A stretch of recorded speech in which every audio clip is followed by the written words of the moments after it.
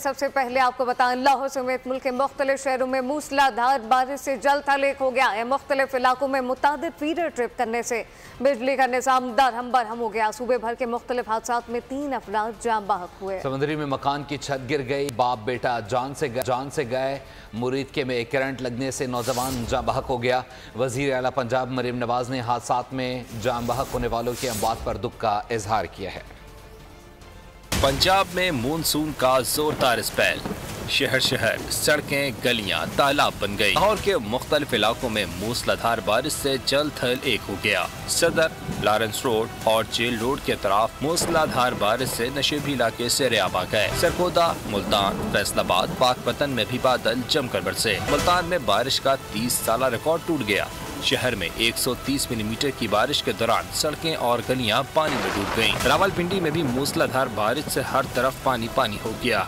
वादी नीलम में तेज बारिश के बाद नाले में तुगयानी आ गई।